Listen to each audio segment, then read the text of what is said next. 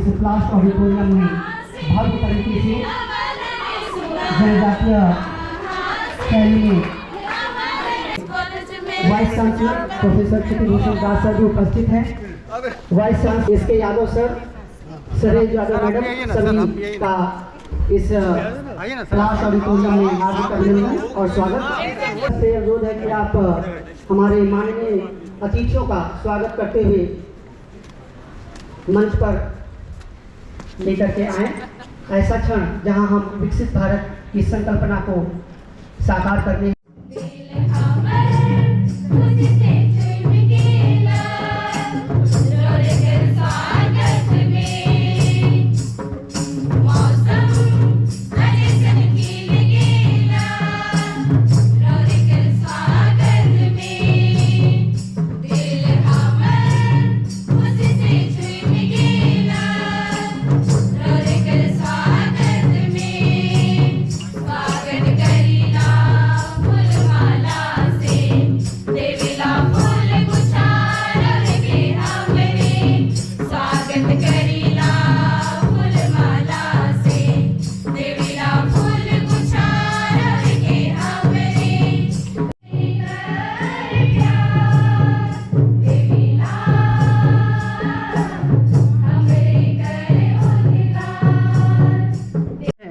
सतत पोषणीय विकास का, इसमें संदेश है मानव हितों की रक्षा का, इसमें संदेश है वैश्विक चुनौतियों के समाधान का और एक ऐसी ही सुमधुर प्रस्तुति जिसमें साथ मैं स्वागत अभिनंदन करूंगा माननीय कुलपति हमारे रांची विश्वविद्यालय डॉक्टर अजीत कुमार सिन्हा सर का।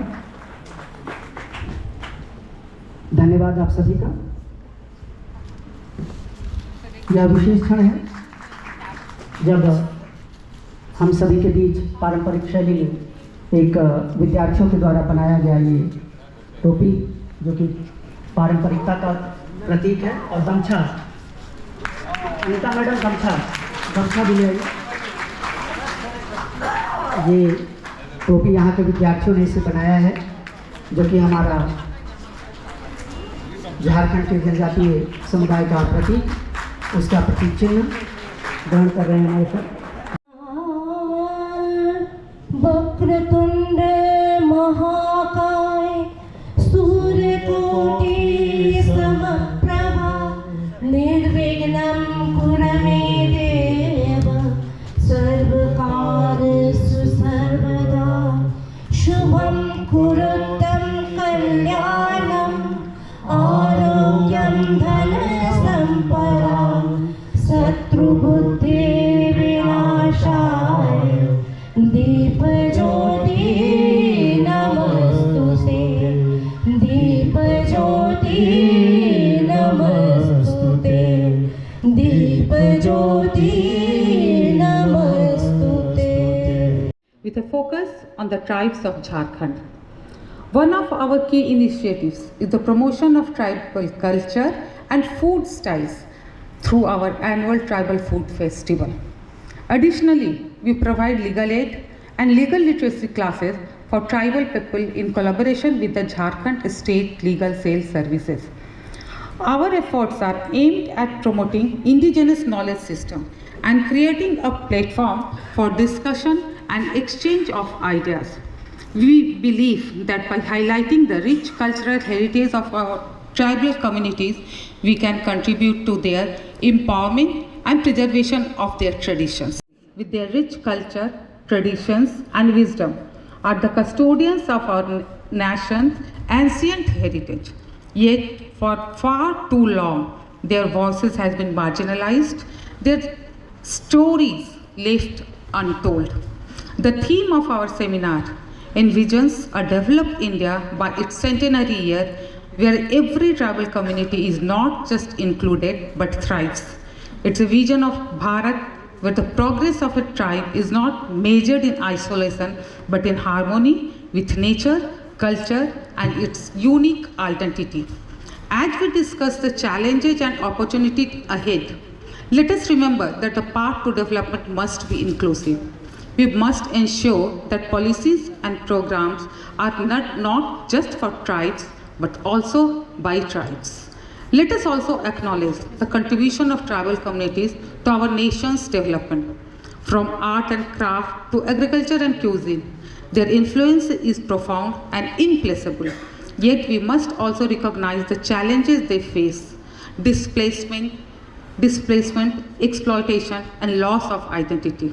It is our collective responsibility to address these issues and ensure a dignified life for every tribal individual.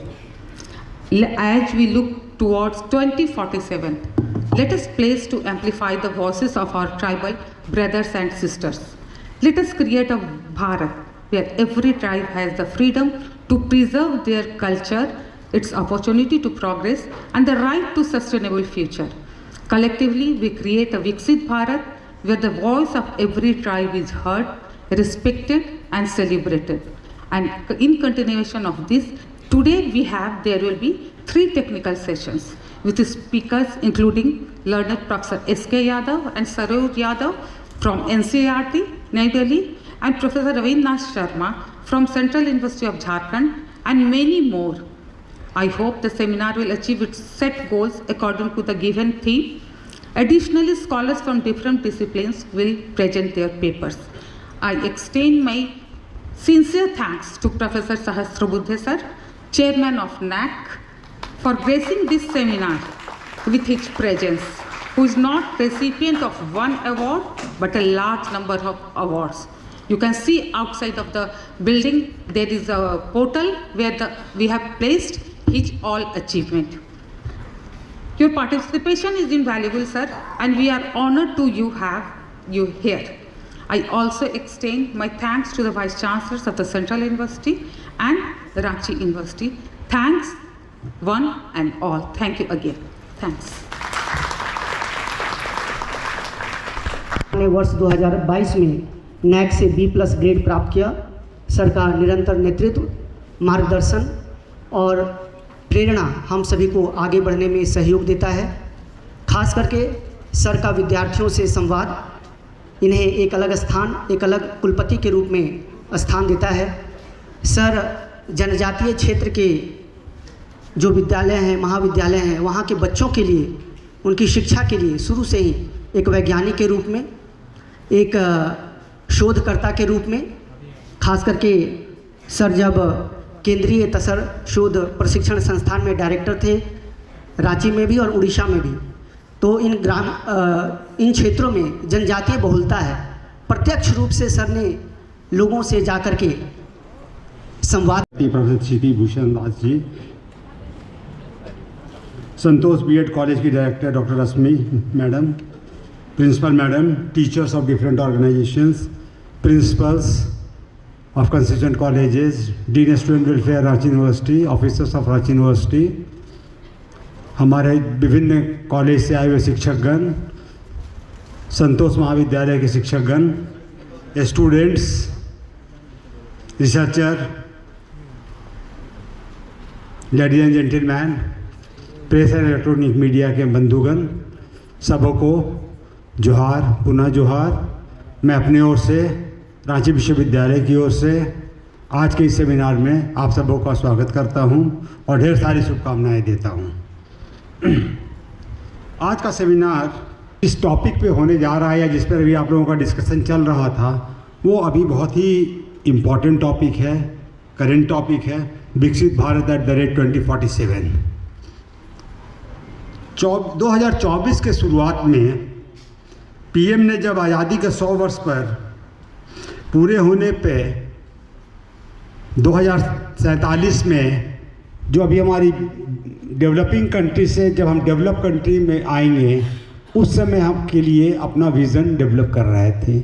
उन्होंने एक पाथवे बनाया और साथ में आज जो स्टूडेंट्स हमारे 18 से 25 साल के एज में हैं, वो आज से 23 साल के बाद, यानी जब वो करीब 45+ में रहेंगे, जिस समय उनका पीक ऑफ द करियर रहेगा, उस समय हमारा देश डेवलप भारत होगा।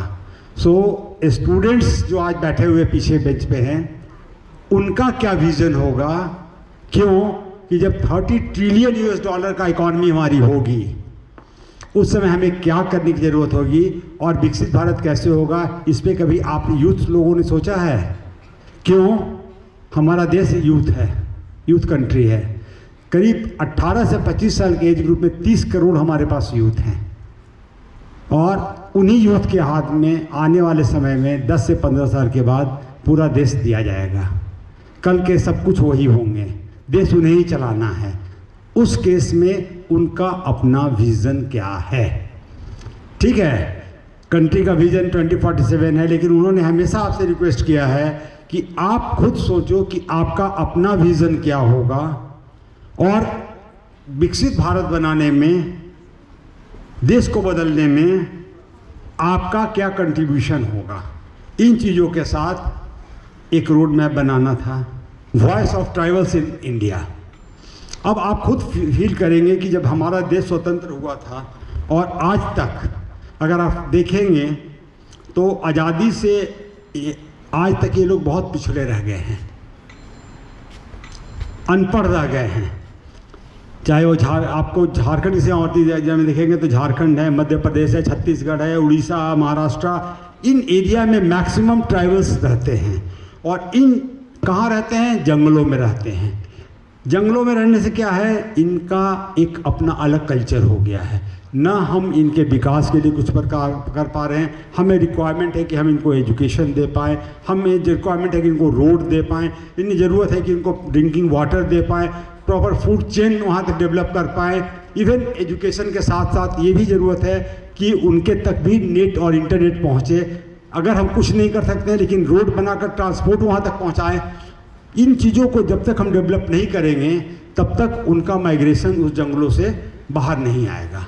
और इतना ज़्यादा यूनिटी हो गई है उनके बीच में कि उनका एक कल्चर अपना है, उनका लैंग्वेज अपना है, वो अपना ही लैंग्वेज बोलना पसंद करते हैं और अपना ही लैंग्वेज समझते भी हैं।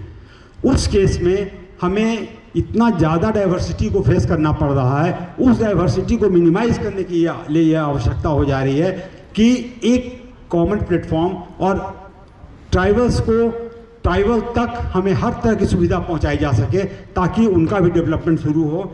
और जैसे जैसे उनका डेवलपमेंट शुरू होगा कंट्री का डेवलपमेंट हमारा शुरू हो जाएगा। बिकॉज जो गैप बहुत ज़्यादा है वो गैप को हमें कम करना है, चाहे एजुकेशन से हो, इंटरप्रेन्योरशिप से हो, स्किल डेवलपमेंट से हो, ट्रांसपोर्ट से हो, इंटरनेट से हो। इन सारी चीज़ों को हमें एक साथ जोड़कर ऐसा रूप में लाना है ताकि उन आदिवासियों का भी हम डेवलपमेंट कर सकें। अभी हमारे पास बहुत बड़े बड़े धन्यवाद सर। सर ने अपने अभिभाषण में जनजातीय समुदाय से संबंधित जो चुनौतियां हैं, जो समस्याएं हैं और उनका जो संभावित समाधान हो सकता है, सर अपने अभिभाषण के माध्यम से प्रकाशित कर रहे थे। हमारे बीच सम्मानित अतिथि के रूप में उपस्थित हैं माननीय कुलपति केंद्रीय विश्वविद्यालय झारखंड। सर अपने आप में अनुभव, ज्ञान और विज्ञान के अक्षय स्रोत हैं, इसलिए भी क्योंकि इससे पहले सर ने इग्नू में प्रो वाइस चांसलर और सेंट्रल यूनिवर्सिटी ओडिशा। नमस्कार सभी उपस्थित व्यक्तियों को। आज इस नेशनल सेमिनार में उपस्थित मुख्य अतिथि professor Anil Sahasrabuddhe ji, professor Ajit Sinha ji, doctor Rashmi, the faculties and the staff of Santosh college of teachers training and education, the delegates from different universities, invited guests, the participants. Here today, Santosh College, I will rather thank this college for continuously doing this academic exercise every year in the interest of the state and also in the interest of the people of Jharkhand. I was just going through the invitation letter here. This college is engaged in training and skill development, in entrepreneurship area, in enhancing the technical knowledge, language preservation, green energy. There are many more things this college has done. But today's topic, when we discuss about this Viksit Bharat by 2047, when India will be completing 100 years of its independence, there is a target. It is a mission.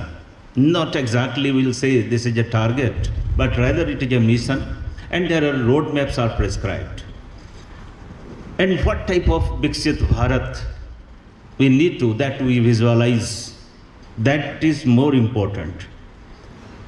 This is very contemporary and relevant from the point of view of the state, because when somebody talks about, if at all somebody is an economist or somebody is a critic, somebody is there, they talk about what exactly we visualize a country to be. Bharat क्या होना चाहिए और कहाँ पर भी होना चाहिए, ये एक मुद्दा है. जैसे हमारे प्रिय प्रधानमंत्री जी ने बोले हैं कि भाई हमको 2047 तक from third largest economic power से बढ़ के फिफ्थ से बढ़ के थर्ड तक पहुंचना है, to emerge as the third largest economy of the world. That means now what is our GDP? So by 2030 we will be reaching around $5 trillion economy, and by 2047 we aspire to reach $30 trillion economy. That is our target. And when this happens, the issue is here. You are discussing about the concerns, the issues, the challenges. No doubt there is a target. This is we want to reach $30 trillion economy by the emergence as the third largest economy. But that need to be inclusive. Whether all the citizens of this country will be participant in this, only that how it will be feasible. The thing is that how it will be feasible. ये सपना जो हम, ये सपना नहीं, this is a goal. This is not a dream. There is a difference between a dream and a goal. When the goal is set, you have to put in 200% of yours. Not that usually whatever I am doing, I will be doing that and I will achieve the goal. It doesn't happen. The players from Jharkhand who are playing. अलावा शिक्षा में परिवर्तन यदि होना है तो शिक्षकों में परिवर्तन होना चाहिए. शिक्षकों को ट्रेनिंग जो दी जाती है, उनको जो कोर्स चलाए जाते हैं, उसमें बदलाव होने चाहिए. इसके ऊपर काफ़ी हद तक जोर दिया गया है. तो इसलिए ये शायद मेरा पहला प्रोग्राम है NEP के बाद एक full fledged teachers training and research institute में मैं आ रहा हूँ. बाकी सब यूनिवर्सिटी में, कॉलेज में, कॉन्वोकेशन में, कॉन्फ्रेंस में जाते रहते हैं, लेकिन एक कॉन्फ्रेंस जो टीचर्स एजुकेशन के इंस्टीट्यूट है, जो इस NEP 2020 में बहुत महत्वपूर्ण माना जाता है, वहाँ आने के लिए मुझे बहुत अच्छा लग रहा है. छात्रों, अभी कुछ चीज़ों के बारे में मैं कुछ पावर पॉइंट प्रेजेंटेशन बनाया तो दिखाऊंगा, उसके साथ साथ बात भी करूंगा. यस, विकसित भारत यानी भारत को इंडिपेंडेंस के बाद यानी 100 साल हो चुके होंगे, तब तक हम क्या क्या करना चाहिए, तो उसको मैं आगे में आऊँगा. लेकिन उसके पहले जो लोगों को कुछ आशंकाएं हैं कि ये होगा क्या, तो मैं इसलिए कुछ मिशंस 2014 से शुरुआत हुई, अब 10 साल हो गए, तो इसमें क्या क्या चीज़ें बताई गई और उसमें काफ़ी हद तक हम पहुंच गए हैं. उसको देखने से हमको ध्यान में आएगा. पहला है स्वच्छ भारत अभियान, और सभी इंस्टीट्यूट्स में, स्कूलों में, कॉलेजों में, यूनिवर्सिटियों में टॉयलेट्स होने चाहिए, स्पेशली गर्ल चिल्ड्रन के. जब ये रेड फोर्ट 15 अगस्त 2015 में कहा गया था, उस समय पे सब लोगों को लगा कि ये प्रधानमंत्री का क्या विजन है, ऐसे कुछ होता है क्या. उनको बोलना चाहिए हम इतने एयरपोर्ट बनाएंगे, इतने एनर्जी प्लांट्स बनाएंगे, लेकिन ये प्रधानमंत्री क्या है. लेकिन आप देखिए कि काफ़ी लड़कियां स्कूलों में, कॉलेज में इसलिए नहीं आती थी कि वहाँ टॉयलेट नहीं थी. और मुझे एकदम याद आ गया, मेरे ही कॉलेज में मेरी सीनियर 6 साल से अभी भी राज्यसभा का मेंबरशिप उनको मिला है, वो सुधा मूर्ति, वो इंजीनियरिंग कॉलेज में जब गई थी, उसके काफ़ी वीडियोस फेमस है, आपने देखे ही होंगे कि उनको इतना डिस्करेज किया गया। वो पूरे कॉलेज में सारे 5 डिपार्टमेंट में करीब करीब हर डिपार्टमेंट में हर साल 60 यानी 300 छात्र आते थे, उसमें से एक लड़की थी। तो प्रिंसिपल ने कहा यहाँ आपको अकेले कैसे होगा, नहीं होगा, आप दूसरे किसी मेडिकल कॉलेज में जाओ, साइंस कॉलेज में जाओ, यहाँ क्या कर रही हो। लेकिन उन्होंने कहा नहीं, मुझे इंजीनियर ही बनना है, क्यों नहीं बन सकते। लेकिन वहाँ टॉयलेट नहीं था, तो प्रिंसिपल ने कहा यहाँ टॉयलेट नहीं है, मैं घर जाके टॉयलेट होके आऊँगी लेकिन मैं पढ़ूंगी। तो ये संभावना जब थी 40 साल पहले, 50 साल पहले, वहाँ से हमारे ग्रॉस एनरोलमेंट रेशो में लड़कियों की संख्या बहुत कम होती थी या ड्रॉप आउट होती थी। इसी कारण ये किसी ने सेंसिटाइजेशन न होने की वजह से सोचा भी नहीं था कि ये भी एक हो सकता है। लेकिन जब ये कहा गया और सारे कॉलेज और स्कूलों में जब टॉयलेट बन गया, आज अब मैं बता रहा हूँ हमारा ग्रॉस एनरोलमेंट रेशो 10 साल पहले गर्ल्स एंड बॉयज़ का रेशो होता था 50-50 होना चाहिए, दोनों का पॉपुलेशन नियरली इक्वल है। लेकिन लड़कियों का हमेशा कम होता था 40%, 42%, और लड़कों का 55-56 होता था। तो होते होते पिछले साल से लड़कियों ने लड़कों को बीट कर दिया है। अब लड़कियों की संख्या 50.2% है, लड़कों की 49.8%। सिंपल उदाहरण है। तो स्वच्छ भारत अभियान और टॉयलेट का मूवमेंट जो है, हमारे सारे आज भी हमारी सिटीज पूरी क्लीन नहीं हुई है, ऐसा क्लेम नहीं कर सकते कि सारा ठीक हो गया है। लेकिन जब स्वच्छता की रैंकिंग शुरू होगी तो मैं जानता हूँ कि मध्य प्रदेश का इंदौर हो, भोपाल हो, इतने सुंदर और स्वच्छ हो गए। वहीं कचरा रहता था, वो सिटी चेंज हो गई। अब वहीं बाकी सिटीज भी यदि अपनाने लगेंगे, कंपटीशन उसमें होने लगेगी, चुरस लग जाएगी, तो पूरा भारतवर्ष स्वच्छ होने में समय नहीं लगेगा। अभी पहले से तो काफी हद तक स्वच्छ हो गया, लेकिन पूरा स्वच्छ नहीं हुआ है। हम देखते हैं रेलवे स्टेशन में पहले जाते थे, सारे जगह में कूड़ा कूड़ा ही दिखाई देता था। आजकल प्लेटफॉर्म एकदम स्पॉटलेस क्लीन रहते हैं, लगता है कि एयरपोर्ट आया है क्या रेलवे स्टेशन आया है। तो ये बदलाव तो ऑलरेडी हो चुका है। स्किल इंडिया की जहाँ बात है, हमारे देश में हमारे सारे लोग स्किल में काफ़ी अच्छे ही थे। आप इतिहास में जाके झांकोगे तो भारत में छोटे छोटे उद्योग स्किल होने के वजह से ही चल रहे थे। हर गांव में लोहार चमार जो भी होते थे, वो सब अपना काम अपने घर में ही स्किल अर्न करके काम चलाते थे। लेकिन कहीं दुर्व्यवस्था ऐसी हो गई कि हम अनस्किल्ड होते चले गए, और आज हमको स्किल इंडिया का एक उपयोग करते हुए लोगों को ट्रेनिंग देने की जरूरत हो। और जब हम फॉर्मल स्किल ट्रेनिंग की बात करते हैं कि भारत में हार्डली 10-15% यानी जो ITI में पढ़ते हैं उनके अलावा बाकी किसी को स्किल ही नहीं है। और इसलिए जो कोरिया है या ऑस्ट्रेलिया है या जर्मनी है, वहाँ स्किल्ड मैन पावर ज़्यादा होने की वजह से वहाँ की मैन्युफैक्चरिंग इंडस्ट्री बहुत अच्छी है। लेकिन आप हमारे देश में ही करीब 300-400 साल पहले से लेकर 2000 साल पहले तक जाओगे तो भारत में ये सारी व्यवस्था थी। जिंक मैन्युफैक्चरिंग करने का हो, स्टील मैन्युफैक्चरिंग करने का हो, जो डमास्कस सोल्ड कहते हैं, जो हाई क्वालिटी स्टील है, वो झारखंड में होता था। अब सभी लोगों को पता होना चाहिए कि जो आज भी स्टील प्रोड्यूस नहीं कर सकते, जो अशोका पिलर दिल्ली में है, जो रस्ट नहीं होता है, जिसको गंज नहीं लगता है, ऐसा करने वाली स्थिति इस देश में ऐसे ऐसे छोटे छोटे ट्राइबल एरियाज में थी।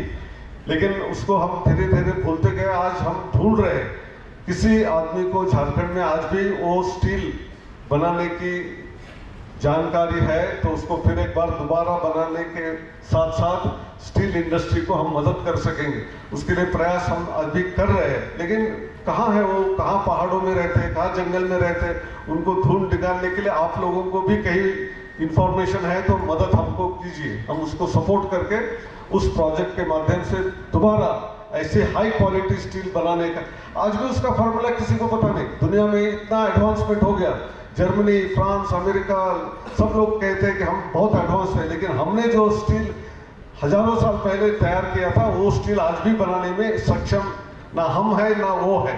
तो इसलिए ये भी एक महत्वपूर्ण बात है। तो इसलिए जब हम स्किल इंडिया की बात करते हैं कि हम एक जमाने में स्किल्ड थे आज फिर एक बार स्किल इंडिया की बात चल रही है और इसके लिए NCVT का भी निर्माण किया है, उसको अप्रूवल देने की व्यवस्था हो गई है।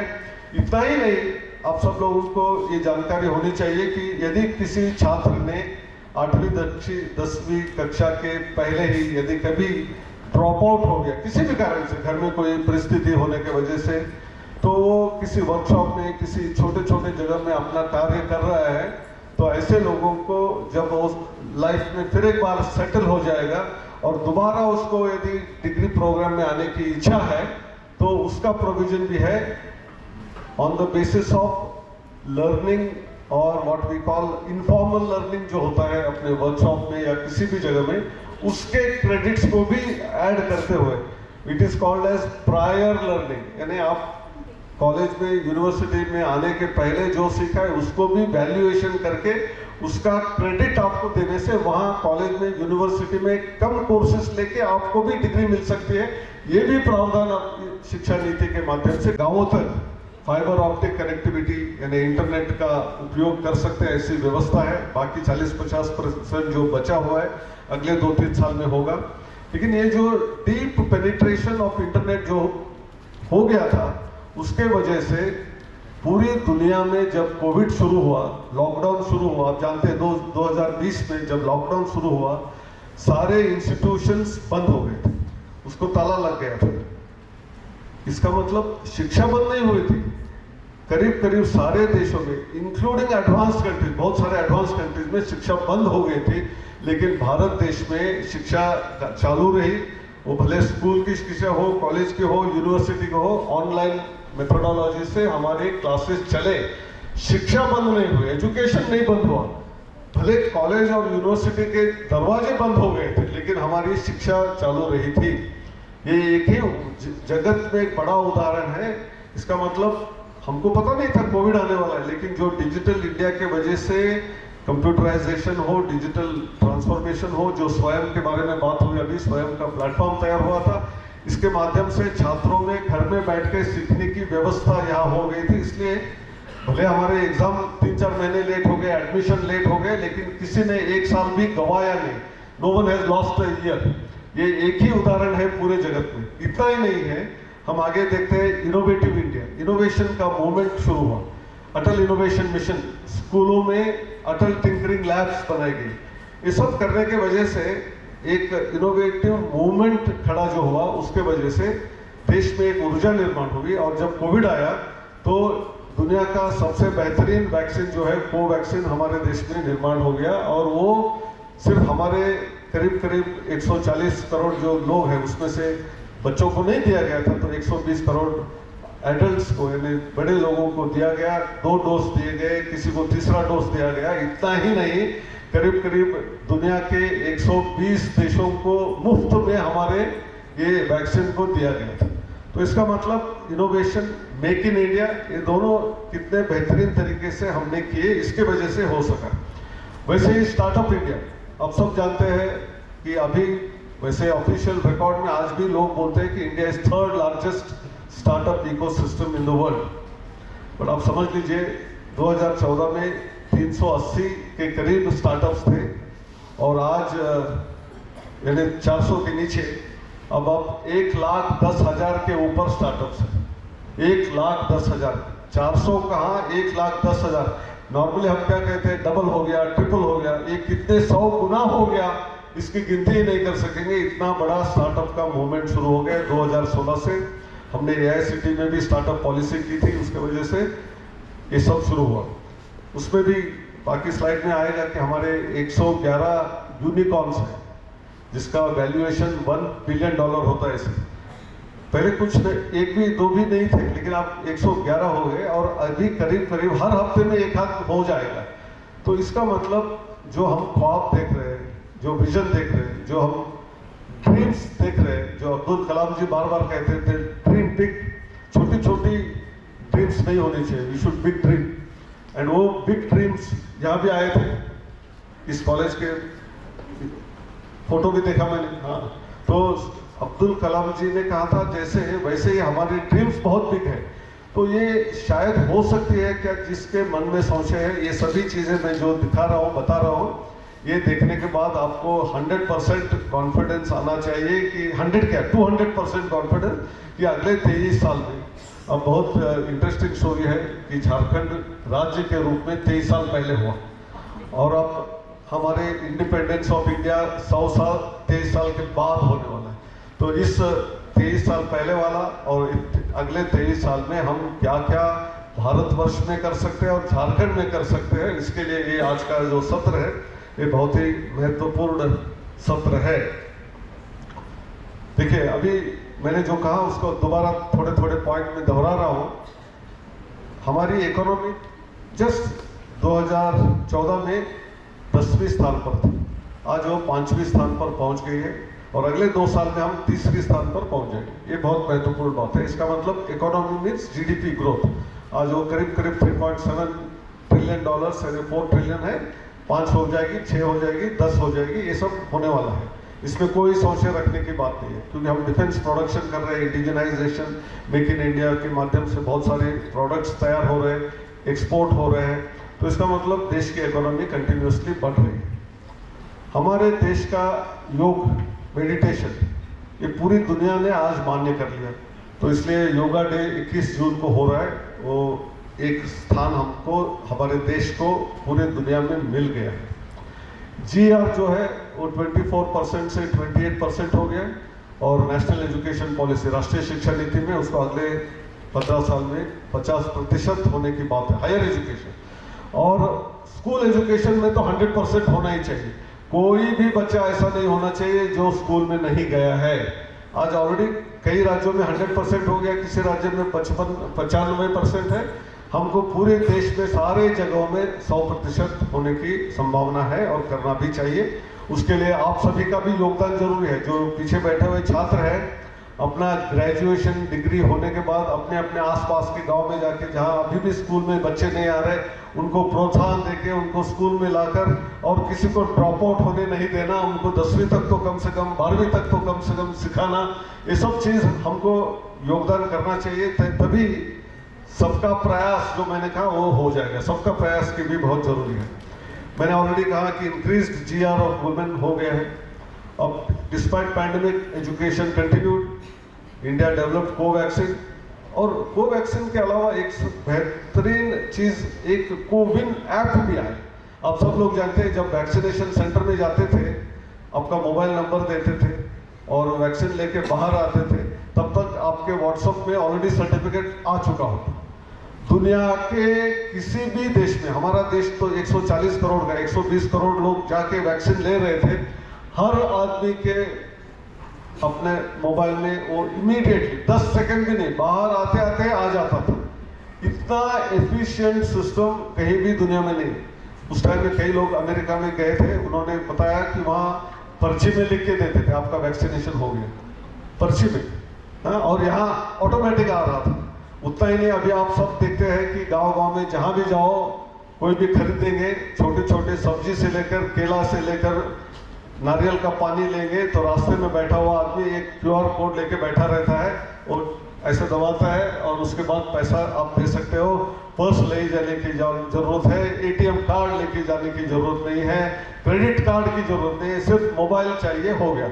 और करीब करीब सब लोगों के पास आज मोबाइल है, उसमें इंटरनेट है, और हमारा डेटा कॉस्ट जो है दुनिया के सब कंट्री से सबसे चीपेस्ट है, सबसे कम दाम है। हम देखते हैं 400-500 रुपए का मैक्सिमम बिल आता है हर आदमी को, उससे हम जितना चाहिए उसका डेटा डाउनलोड कर सकते हैं। तो ये सब चीज़ जो हमने की है, ये दुनिया के किसी भी देश को, जैसे बोलते हैं ना, जेलसी होने जैसी है।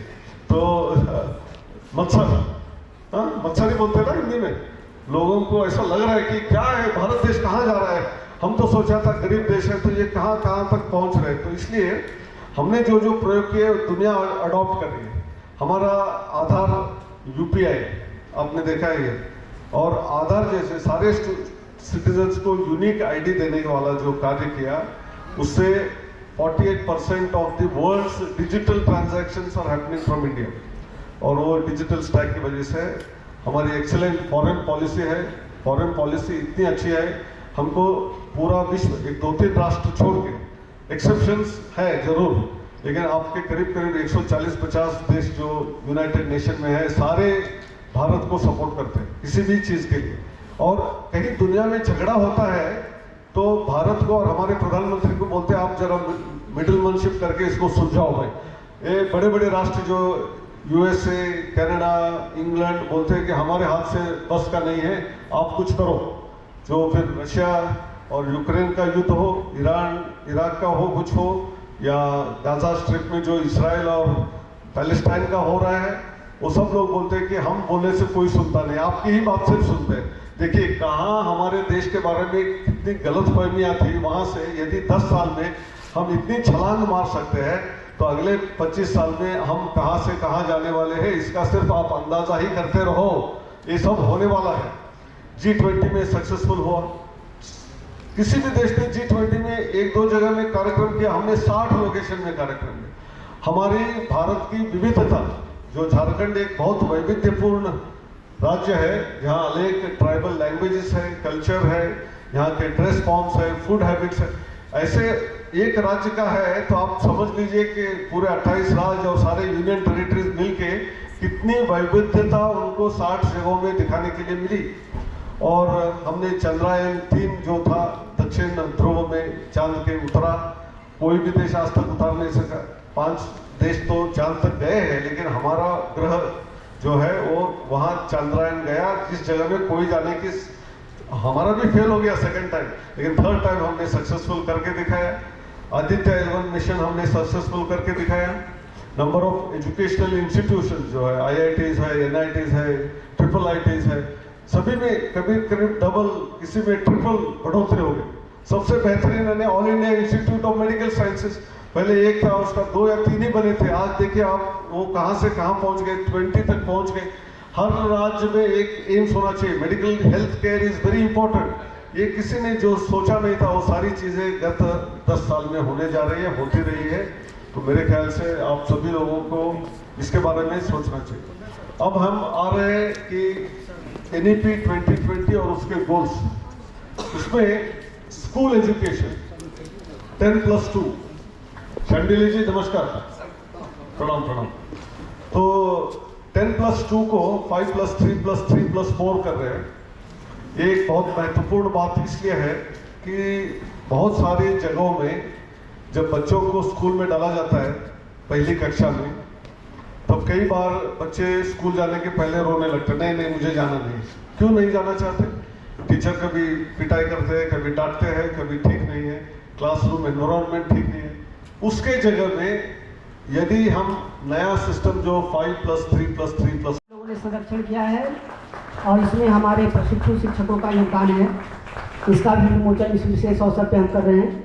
और माननीय अतिथियों से अनुरोध है कि महाविद्यालय के द्वारा जो त्रैमासिक पत्रिका ज्ञान पीयूष प्रकाशित होती है, उसका भी विमोचन इस महाविद्यालय की गतिविधियों का दर्शन हम लोग कर सकते हैं। आप लोग तालियां बजाते रहें, क्योंकि ये सभी विद्यार्थियों और शिक्षकों के सहयोग से हो पाया है।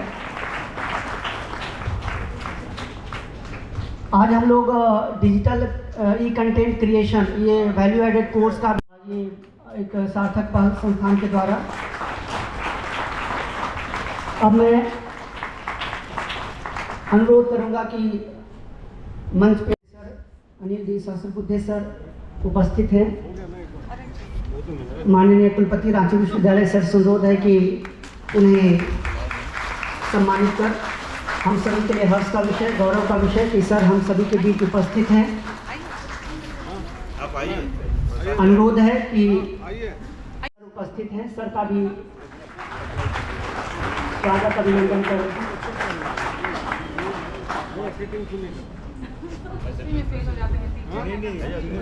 ये स्वागत सम्मान हमारे बीच उपस्थित honourable vice chancellor central university of Jharkhand sir का भी विशेष अभिनंदन स्वागत। माननीय अतिथि का स्वागत और अभिनंदन। और इसमें सभी विद्यार्थियों का, शिक्षकों का प्रेम और स्नेह निहित है। हम यह सर को भेंट कर रहे हैं, सर का मार्गदर्शन और स्नेह हम सभी को ऐसे ही मिलते रहे।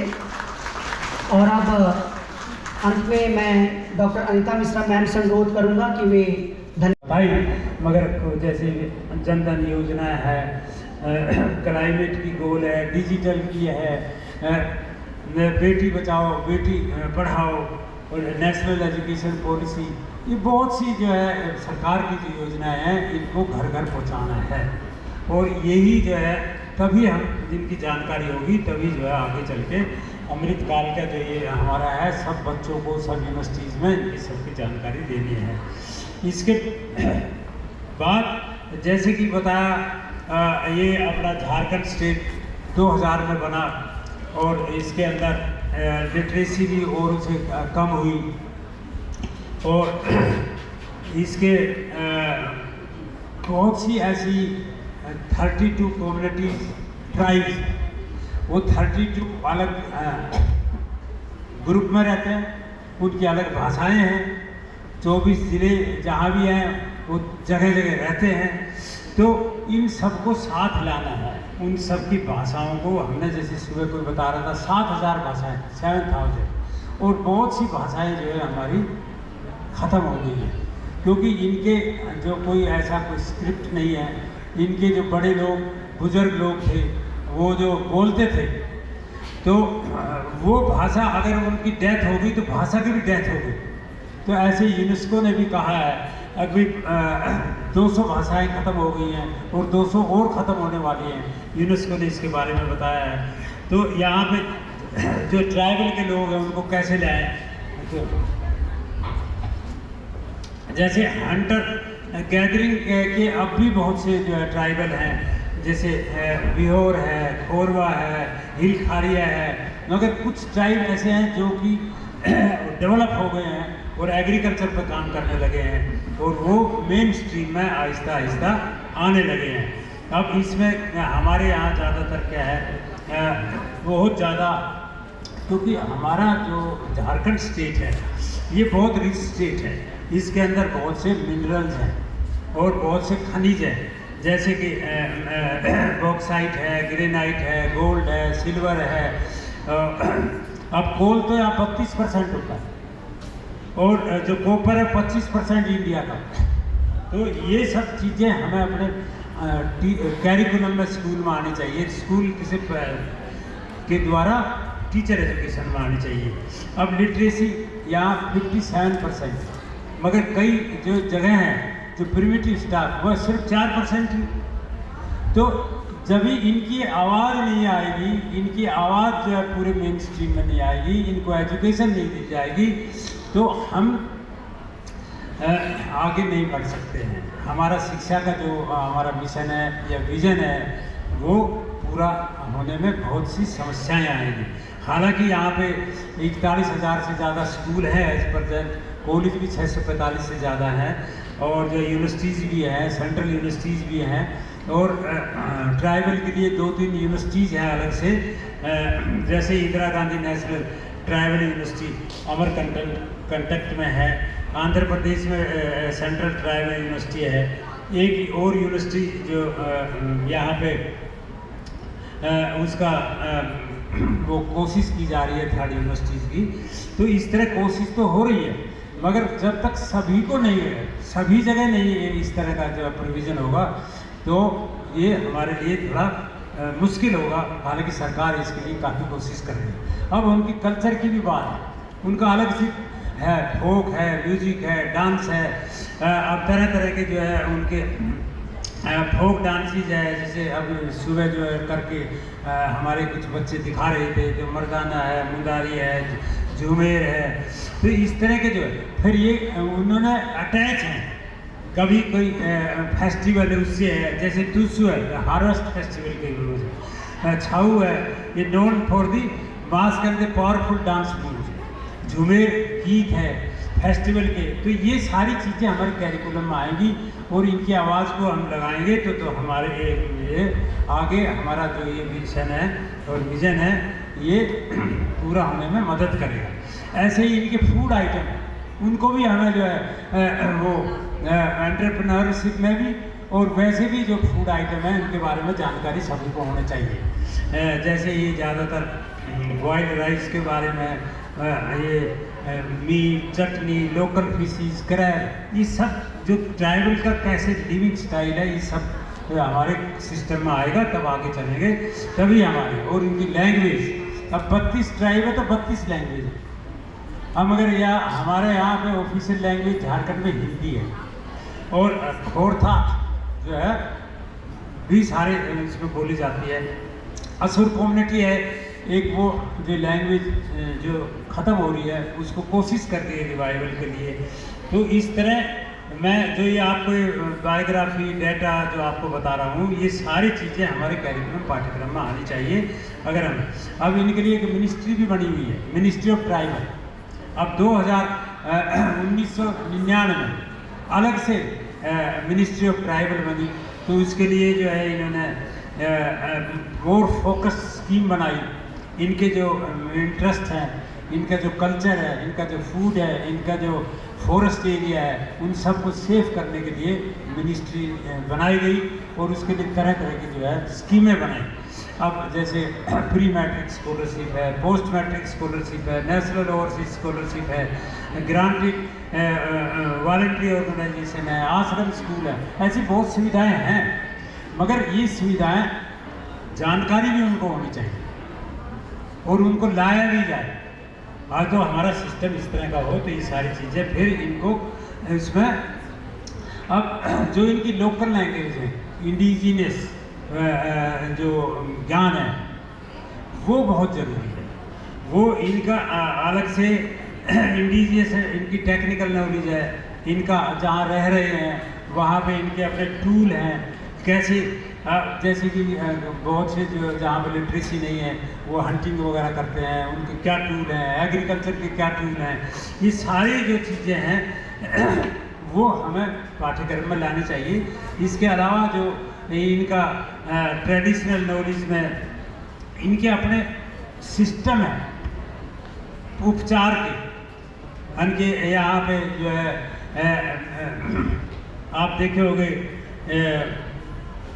वहाँ पे दाई सिस्टम है, उनको बहुत ज्ञान होता है। कुछ जो है वहाँ पे बहुत से वैद्य हैं जिनको पूरा ज्ञान होता है, उनको अपना लोकल उसका भी ज्ञान होता है, और उनके जो ये हमारा आयुर्वेदिक सिस्टम है, तो ये सारे यूज कर रहे हैं, यूनानी है, वैदिक है, ये सारी चीज़ें वो यूज कर रहे हैं। मगर ये ज़्यादा लाइन, इनकी आवाज़ ज़्यादा लाइमलाइट में नहीं हो रही है, जहाँ जहाँ रह रहे हैं वहीं तक ये सीमित हो गई है। तो इंडी से नॉलेज ज़्यादातर इनका बुजुर्ग जो जानता है वो, क्योंकि ये अनरिटन है, कोई डॉक्यूमेंट नहीं है। अब बुजुर्ग आदमी अगर चला जाता है तो लैंग्वेज भी चली जाती है, ऐसे सभी डॉक्यूमेंट्स में कहा हुआ है। तो इसलिए इनकी जो इंडिजिनियस नॉलेज है उसको हमें प्रिजर्व करना है, और प्रिजर्व करने का तरीका हमारा स्कूल एजुकेशन है और टीचर एजुकेशन है। ऐसे ही जो इनके इलाज के जो दूसरे जो तरीके हैं उनको भी हमें प्रिजर्व करना है। ऐसे ही इनके यहाँ बहुत से जो है ट्राइबल आर्ट्स है, ऑर्नामेंट है, बहुत से हैं जो कि tribal communities are known for the electric jewelry which is most made from the material like beads and precious stone and bell metal and brass. Stone carving, metal craft, bamboo work, wooden craft, petcar, khovar. So these are the important crafts which can be used for the you can say for their entrepreneurship. ये बहुत ज़रूरी है। तो ये चीज़ें available हैं, मगर हमारे क्या पाठ्यक्रम में है, क्या हमारे स्कूल सिस्टम में है, क्या हमारे टीचर एजुकेशन में है, ये चीज़ें आनी चाहिए। अब सोशल इंक्लूजन की बात, सोशल जस्टिस की बात आप सब जानते हो। अब इनको इनका जो कल्चर है वो अलग तरह का है, वो तरह तरह के कई बार ऐसी एट्रोसिटीज़ भी हो जाती है, वो आप सब जानते ही हो। तो इनकी लिए बहुत सी एफर्ट्स किए गए हैं, जैसे मैं मिनिस्ट्री का बताया, जैसे कॉन्स्टिट्यूशनल की 5th कॉन्स्टिट्यूशनल आर्टिकल में लिखा हुआ है, और बहुत से ऐसी हम सब जानते हो अब बहुत सी ऐसी प्रॉब्लम है, कहीं करप्शन है, हाई अनएम्प्लॉयमेंट तो है ही, जो नौकरी नहीं है, स्किल डेवलपमेंट नहीं है, इलिटरेसी है। अब जहाँ तक कई जगह ऐसे है एक ही GDP में जो है लिटरेसी है, पावर्टी है, और जो है उनके हिल और जो क्योर के बहुत तरीके पुराने हैं। तो इन सब को मेन स्ट्रीम में लाना हमारे लिए बहुत ज़रूरी है। और आपके यहाँ टूरिज़्म बड़ा प्लेस है जो भी हमें सिलेबस के अंदर लाने चाहिए। और टूरिज़्म की जितने भी अच्छे अच्छे इंपॉर्टेंट प्लेसेस हैं उनको सबको, जैसे टैगोर हिल है, बुदरू फॉल है, पिछड़ा जियोलॉजिकल पार्क है, कन के डैम है, ऐसे बहुत से और इनके बहुत से गेम्स थे जो कि अब ख़त्म हो गए हैं। वो जो पुराने गेम्स हैं उनको भी प्रमोट करना चाहिए। अब मेन बात ये है कि कैसे करें। अब इनका सिस्टम है, कल्चर है, फूड है, आर्टिसन है, टूरिज़्म है, सब चीज़ें हैं। इन सबको हमें कैसे करें ताकि इनकी आवाज़ भी हमारे एजुकेशन में आए। तो इसके लिए तभी आ सकती है जब हम टीचर एजुकेशन पर पूरा ध्यान दें। टीचर एजुकेशन ऐसा एक माध्यम है जो हम टीचर प्रिपेयर करते हैं। और जैसे ये संस्था है, ये टीचर एजुकेशन की संस्था है जहाँ पे टीचर आप B.Ed का कोर्स है या D.LED का कोर्स है, नर्सरी का कोर्स है, ये सब कर रहे हैं। तो teacher education is a place where we prepare the teacher और उनका नेसेसरी। 4 साल हो गया। अब मैंने बेसिस बताया, अब प्रोफेशनल डेवलपमेंट कोर्स जैसे इंजीनियरिंग, मेडिकल के इसके बराबर है। और टीचर एजुकेशन तो सबसे इम्पोर्टेंट है। वो टीचर तैयार करता है, चाहे कॉलेज में पढ़ाया, चाहे यूनिवर्सिटी में पढ़ाया, चाहे मेडिकल कॉलेज में, तो वो तो सबसे इम्पोर्टेंट है। तो ये अब स्टैंड अलोन कॉलेज है। अब 2014 में जो एक B.Ed चला रहा था 14 तक सिर्फ, तो हमने ये इशू लाया भाई B.Ed नहीं, कंपोजिट बनाओ, तो एक से ज़्यादा कोर्स होगा तो उसी को मिलेगा। तो सारे जितने स्टैंड अलोन को थे वो कंपोजिट बन गए ना मैडम। पहले सब B.Ed चला रहा था या D.LED चला रहा था अकेला, फिर 2-2 कोर्स कर लिए आराम से, तो वो कंपोजिट हो गए। अब सवाल आता है कि ये मल्टी डिसिप्लिनरी हो। अब टीचर एजुकेशन अलग से है, इंजीनियरिंग कॉलेज भी अकेला करा रहा है, एग्रीकल्चर यूनिवर्सिटी भी अलग करा रही है।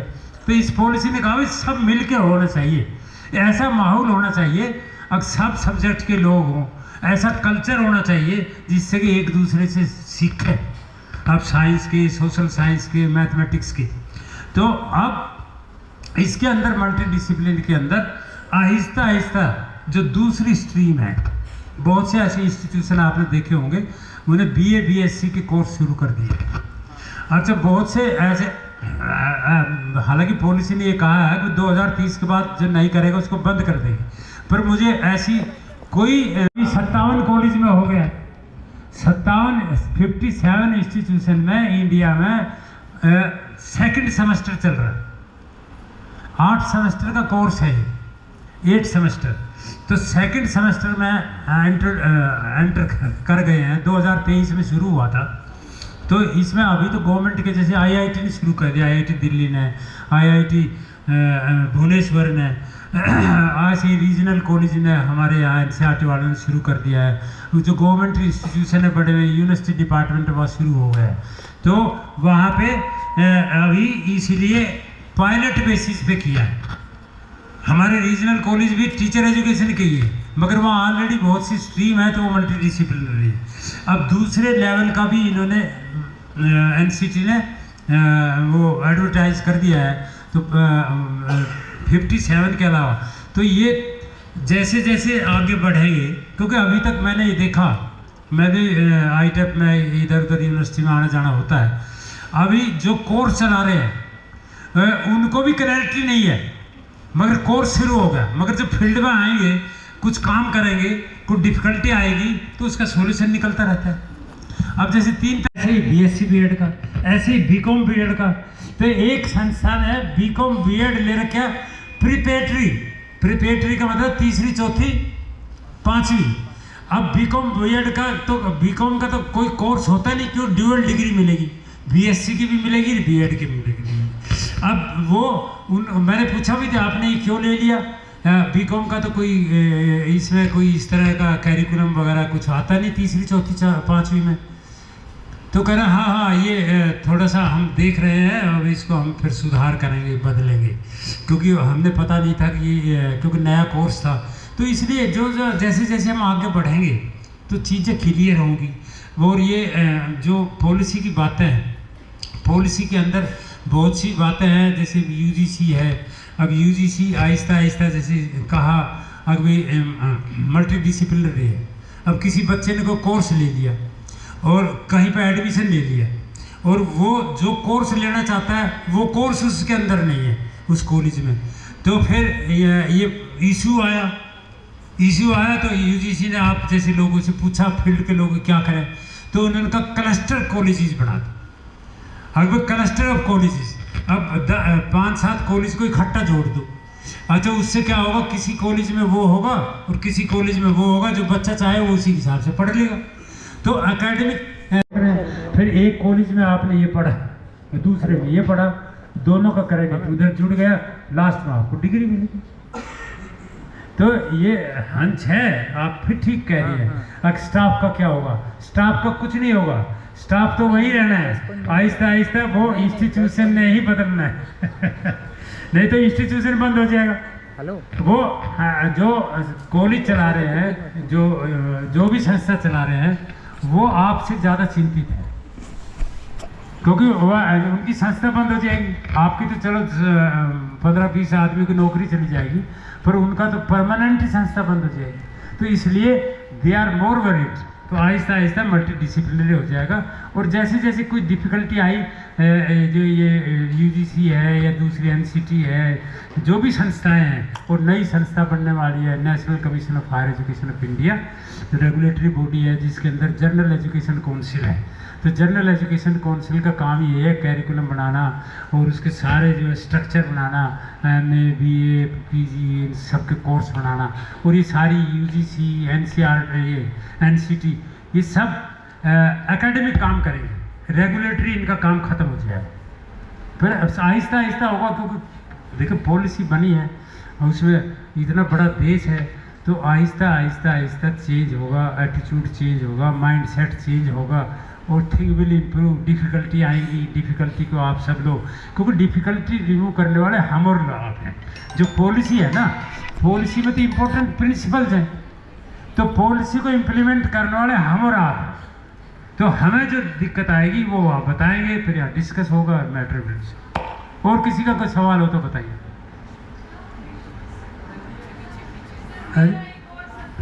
हाँ बताइए, जरा इधर से आके जो बताइए जरा।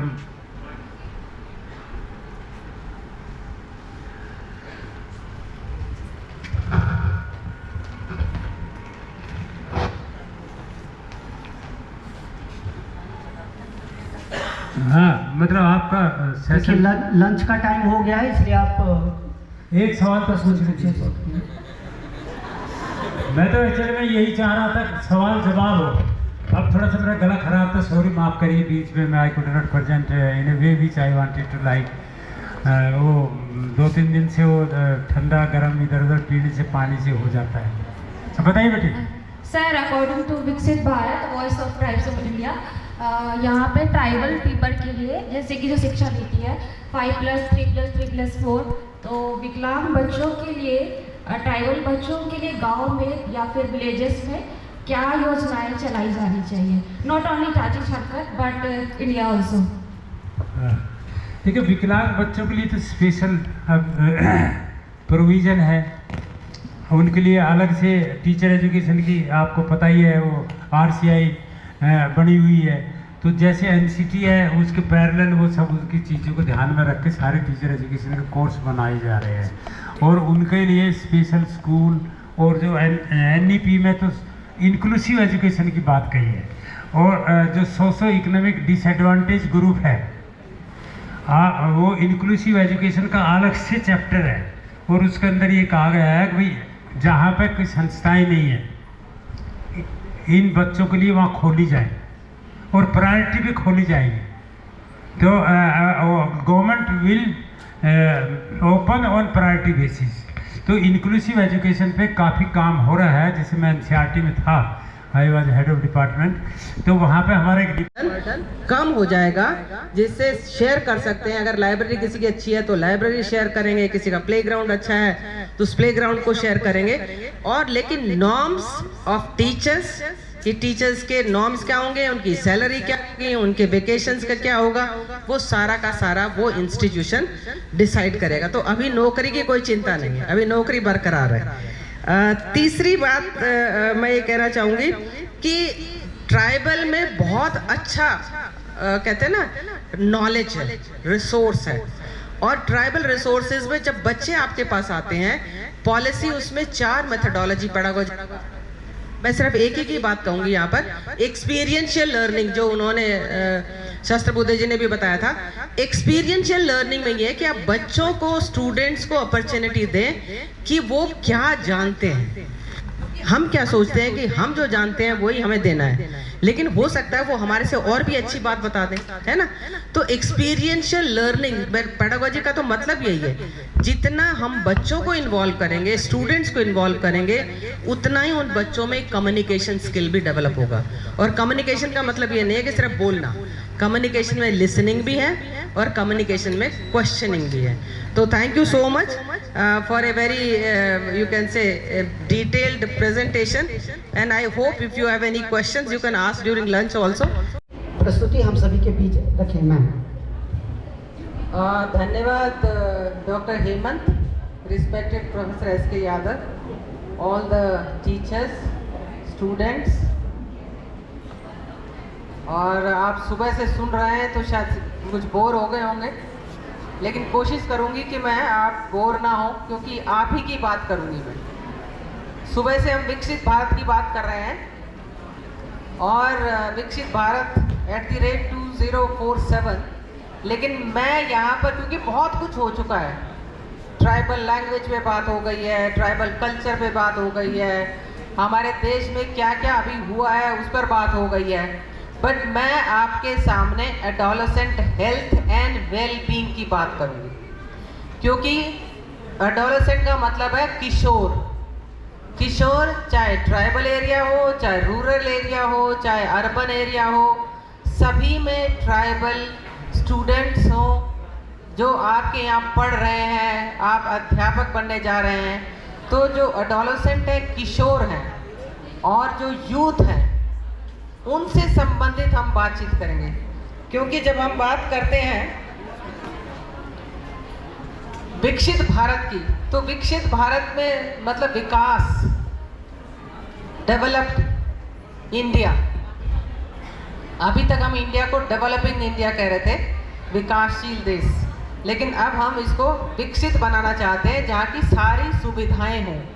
विकसित Bharat represent the government vision to transform the country into a developed entity by its 100th independence in 2047, यानी 2047 में हम 100 साल से एक तरह से आज़ाद हो गए होंगे, और उस समय हमें कोई विकासशील ना कहे, हमें विकसित भारत कहे। आप देखेंगे कि विकसित भारत के कुछ जो पिलर्स हैं, उसमें सबसे पहला पिलर है युवा, यानी जो हमारे किशोर हैं और जो युवा वर्ग है, वो सबसे पहले विकसित भारत में आ रहा है। तो इसका अर्थ है कि विकसित भारत, विकासशील से विकसित होने के लिए युवाओं का योगदान बहुत अधिक महत्वपूर्ण है। दूसरा है गरीब। अब गरीब में भी युवा होंगे। आप देखेंगे कि जितने भी पिलर हैं, इन सब में युवा है। तो युवा गरीब भी हो सकता है और युवा गरीब नहीं भी हो सकता है। इसी तरीके से महिलाएं, गर्ल्स, तो वो भी युवा हैं, वो भी किशोर हैं। और किसान, फार्मर भी युवा भी हैं और वो एडोलेसेंट भी हैं। तो एक तरह से अगर आप देखें कि जितने हमारे पिलर्स विकसित भारत में कहे गए हैं, उसमें सारे के सारे जो अधिकतम रोल मॉडल होने चाहिए वो हमारे किशोर और युवा वर्ग का होगा। इसी तरीके से 5 थीम, जो इम्पोर्टेंट थीम विकसित भारत के दिए गए हैं, उसमें पहला थीम है एम्पावर्ड इंडियंस। और एम्पावर्ड इंडियन में सबसे पहले क्या है? हेल्थ। आपने देखा कोरोना में पैसे ने भी काम नहीं किया, महल कितना भी बड़ा हो उसने भी काम नहीं किया, है ना? कितनी भी हमारे पास सुविधाएं हो उसने भी काम नहीं किया। तो सबसे ज़्यादा ज़रूरी क्या है कि सेहत। वो कहते हैं अगर सेहत अच्छी है तो हम बहुत कुछ अचीव कर सकते हैं। इसीलिए जो हमारे किशोर हैं, जो हमारे युवा वर्ग के बच्चे हैं या नौजवान हैं, सबसे ज़्यादा ज़रूरत है कि हमें अपनी सेहत पर, अपने जो है स्वास्थ्य पर ध्यान देने की ज़रूरत है। क्योंकि ट्राइबल कल्चर में जो मेरे से पहले प्रेजेंट कर रहे थे, उन्होंने बताया कि मॉडर्न मेडिसिन को तो हम नहीं यूज़ कर सकते क्योंकि गरीब बहुत अधिक है। अधिकतर जो लोग आपके झारखंड में रहते हैं तो उसमें देखा जाएगा, मैं थोड़ा सा डाटा भी आपके सामने पेश करूंगी, कि बहुत ज़्यादा पॉपुलेशन वो एक तरह से अमीर नहीं है, अर्बन एरिया में नहीं रहती है, उसके पास मॉडर्न मेडिसिन नहीं है। लेकिन जो ट्रेडिशनल हीलिंग प्रैक्टिसेस है या जो हमारी ज्ञान है, कम से कम वो ज्ञान तो ऐसा हो कि जिससे हम बीमारी ना हो, हम स्वस्थ रह सके, अपने जीवन शैली को बदलाव कर सके। तो आप देखेंगे कि सबसे पहला जो है वो हेल्थ एंड एजुकेशन, यानी शिक्षा मिले और शिक्षा के माध्यम से हम अपने स्वास्थ्य को ठीक रखें तो हम भारत को एक तरह से विकसित बना सकते हैं। बीमार व्यक्ति विकसित बना सकता है? नहीं बना सकता ना। अगर हमारे जो बच्चे हैं वो बड़े ढीले ढाले हैं, टायर्ड हैं, तो वो काहे का विकसित बना सकेंगे? वो कहाँ से स्किलफुल बन सकेंगे? स्किलफुल तो वही बनेंगे ना जिसमें स्वास्थ्य अच्छा हो, जज्बा हो कुछ करने का, उनका शरीर सही हो। और वो कहते हैं शरीर सही है तो मन भी सही रहेगा। तो मैं सिर्फ आज इस सेशन में एडोलेसेंट के उसी पर फोकस करूंगी, इसलिए कहते हैं need to focus on adolescent and youth. जो हमारे ट्राइबल के बच्चे हैं या हमारे रूरल एरिया के बच्चे हैं या हमारे अर्बन एरिया के बच्चे हैं, चाहे वो झारखंड हो चाहे कोई और प्रदेश हो, इसलिए ज़रूरत है हमें उन किशोरों पर, उन यूथ की रियलिटीज़ क्या है, वास्तविकता क्या है, उसके बारे में जानकारी जानना। क्योंकि जब तक हम वास्तविकता नहीं जानेंगे तब तक हम कोई भी एक्शन या कोई भी पॉलिसी या किसी तरीके का काम नहीं कर सकेंगे। तो उनकी वास्तविकताएं क्या हैं, उनकी आवश्यकताएं क्या हैं और उन आवश्यकताओं से क्या हमारे रिस्पॉन्सेज हैं, हम क्या करने जा रहे हैं, उसके बारे में जानकारी देना बहुत ज़रूरी है।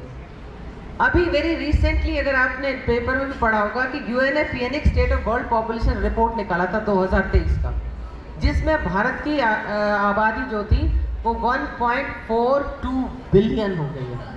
यानी 2011 में तो हम कहते थे ना 121 करोड़ कह रहे थे कि 1.2 बिलियन है, लेकिन अब जो बढ़ करके 1.4 बिलियन हो गई है। और इसमें वर्किंग पॉपुलेशन हमारी 68% है। सबसे बड़ी बात यह है कि हमारे यहाँ जो डेमोग्राफिक प्रोफाइल अगर आप देखें तो 0 से 14 वर्ष के बच्चे 25% है। इसलिए जब हम युवाओं की, किशोरों की बात करते हैं तो हमें स्कूल एजुकेशन की भी बात करते हैं। यानी स्कूली शिक्षा में, स्कूलों में जब किसी देश के 25% बच्चे 0 to 14 हैं, इसलिए तो प्री एलिमेंट्री जो आपकी फाउंडेशन स्टेज है उसकी बात कर रहे हैं, प्रिपरेटरी स्टेज की बात कर रहे हैं, जिससे कि वो जो 25% बच्चे हैं उनको जब वो बड़े हों तो उनको पहले ही बहुत सारी चीज़ों के बारे में जानकारी हो जाए। इसी तरीके से 10 से 19, क्योंकि किशोर अवस्था को डिफाइन करते हैं हम 10 से 19, लेकिन 10 से 19 के अलावा भी उसकी डेफिनेशन है। तो 10 से 19 के बच्चे जो पहले हम कहते थे कि 1/4 हैं, 1/5 हैं, हालांकि अब उसका नंबर थोड़ा कम हो गया, वो 18% है। और अगर हम 10 से 24 जिसमें युवा भी ले लें तो उनका है 26% है। तो 51% आपके 0 to 24 बन जाते हैं। इसका मतलब है कि हमें जो हमारी आधी आबादी है, हमारे प्राइम मिनिस्टर साहब तो कहते हैं कि 65% पॉपुलेशन इज बिलो 35 ईयर्स, यानी 65% आपकी आबादी 35 साल से नीचे है। और 50% आपकी आबादी 25 साल से नीचे है।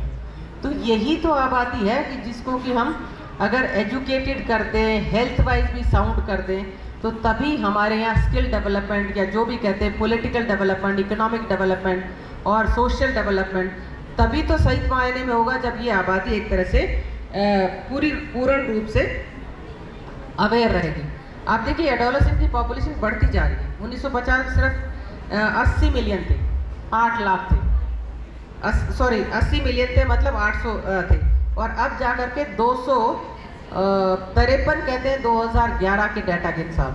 2050 में तो 300 के करीब पहुंच रहे हैं। तो 300 मिलियन बच्चे अगर किशोर अवस्था के बच्चे हैं, इसका अर्थ है कि स्कूलों में किशोर अवस्था शिक्षा पर चर्चा होनी चाहिए।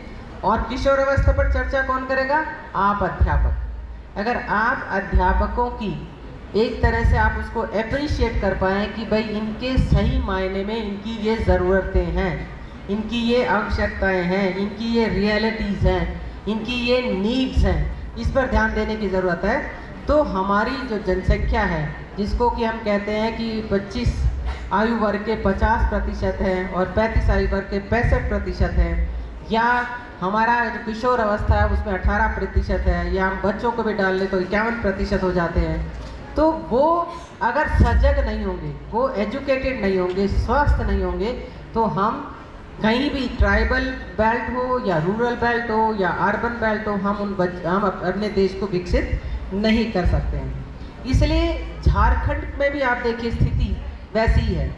झारखंड में आपके एडोलेसेंट बच्चों, आप ही का डाटा है यहाँ से कि 53 लाख बच्चे आपके यहाँ किशोर हैं। फीमेल और मेल एडोलेसेंट में थोड़ा अंतर है। हालांकि हम कहते हैं कि ट्राइबल बेल्ट में सन प्रेफरेंस नहीं है क्योंकि ट्राइबल पॉपुलेशन है आपकी, लेकिन सन प्रेफरेंस झलक रहा है, जिससे ये पता लग रहा है कि आपके 38 लाख लड़के फीमेल एडोलेसेंट हैं और 34 लाख के करीब जो है वो 38 लाख के करीब मेल एडोलेसेंट है और 34 लाख के करीब आपके फीमेल एडोलेसेंट है। अर्बन एरिया में सिर्फ 17 लाख बच्चे रहते हैं। मेजॉरिटी कहाँ रहती है आपकी? रूरल एरिया में, यानी ट्राइबल बेल्ट में, हिली एरिया में, फॉरेस्ट एरिया में, जहाँ की बहुत अनसस्टेनेबल एग्रीकल्चर लैंड है। शेड्यूल्ड ट्राइब पॉपुलेशन 31% है। इसका मतलब है कि झारखंड में हमें अगर विकसित भारत डेवलप करना है तो इन एडोलेसेंट को, इन किशोरों को इस किशोर अवस्था के बारे में जानकारी देना बहुत आवश्यक है। क्यों सेंसिटाइज करें एडोलेसेंट को? सबसे पहले तो है कि इस अवस्था में बहुत सारे परिवर्तन आते हैं। बचपन के बाद यही एक ऐसी अवस्था है जिसमें हमारे विचारों में, हमारे दृष्टिकोण में, हमारे सोचने की शक्ति में, हमारे विचार करने की शक्ति में, हमें क्रिटिकल एनालिसिस करने की शक्ति में एक तरह से बदलाव आता है। तो इसलिए ये अवस्था सबसे महत्वपूर्ण अवस्था है। जो भी हम कैरेक्टर बिल्डिंग जिसकी बात करते हैं ना, बचपन के बाद एक होता है चाइल्डहुड में हम बात सीखते हैं। आप कभी कभी सोचते हैं ना कि ये बचपन में तो बहुत अच्छा था, पता नहीं इसको क्या हो गया, ये अभी अब तो ये ऐसे बिहेव करता है कि जैसे ये सब कुछ जानता हो। क्योंकि इस उम्र में कुछ हमारे चेंजेस आते हैं, उन चेंजेस की वजह से बहुत सारे चीज़ों में परिवर्तन आता है और हर बच्चा अपना एक आइडेंटिटी बनाता है, अपनी एक पहचान बनाता है। तो वो पहचान अपनी सही बनाए, इसके लिए ज़रूरी है कि हमें किशोर अवस्था और युवा अवस्था पर फोकस करने की ज़रूरत है। दूसरा है कि कल्चरल एंड सोशलाइजेशन प्रोसेस बहुत इम्पैक्ट करता है। किस तरीके के कल्चर में आप रहते हैं?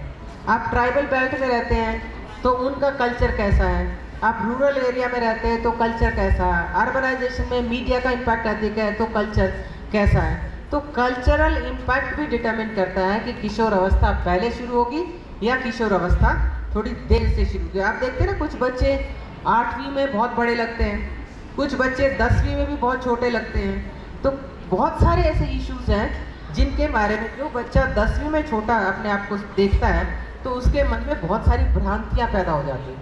और अगर वो मीडिया के संपर्क में है तो मीडिया तो बहुत अधिक रोल प्ले करता है। तुम छोटे हो और अगर कहीं अर्बन एरिया का बच्चा जिम में चला गया तो वो कहेगा कि ये इस तरीके के आप विटामिन खा लीजिए, ये इस तरीके की आप एनर्जी बिल्डिंग फूड खा लीजिए, जो कि बिल्कुल सही नहीं है। तो ये भी ज़रूरी है कि बच्चों को ये समझाना कि ये जल्दी और देर से शुरू हो सकती है। तीसरा, नंबर बहुत अधिक है, यानी इस नंबर को आप इग्नोर नहीं कर सकते हो। अगर ये नंबर एडोलेसेंट का, किशोर अवस्था का जो नंबर है उसको इग्नोर कर दोगे तो फिर आप विकसित भारत कैसे बनाओगे, क्योंकि जो स्किल डेवलपमेंट करना है वो भी इसी में करना है, इन्हीं ने तो कंट्रीब्यूट करना है। वो कहते हैं कि देश की इकोनॉमी और देश की प्रोजेनी, यानी देश का आर्थिक विकास और देश में किस तरीके के बच्चे पैदा होंगे वो भी तो यही जनरेशन डिसाइड करेगी। जैसे उन्होंने कहा था कि 23 साल अब चले गए और 23 साल आगे आप ही लोगों ने तो डिसाइड करना है कि किस तरीके का हमारा भारत, किस तरीके का हमारा झारखंड जो है विकसित होगा। तो इसलिए भी ज़रूरी है इस किशोर अवस्था पर फोकस करने की। जेंडर रोल स्टीरियोटाइप्स बहुत ज़्यादा है, ये मैं मान सकती हूँ। हो सकता है कि ट्राइबल बेल्ट में शायद जेंडर रोल ना हो, लेकिन ऐसा नहीं है। जैसे कि दिखाया गया है कि हमारे यहाँ बॉयज़ की संख्या ज़्यादा है, गर्ल्स की संख्या कम है, तो सन प्रेफरेंस तो ज़रूर उसमें है। तो इसके बारे में भी बातचीत करना बहुत ज़रूरी है। एटीट्यूड, बिहेवियर, वैल्यूज़, जिसकी नई शिक्षा नीति बहुत अधिक बात करती है, उस पर फोकस इसी उम्र में करना चाहिए। किस तरीके के वैल्यूज़ को हम डिटरमिन करते हैं, क्या हमारे मूल्य हैं, कौन से मूल्य हमारे हैं, क्या हमारे एटीट्यूड्स हैं दूसरों के प्रति, ऑपोजिट सेक्स के प्रति, बड़ों के प्रति, टीचर्स के प्रति।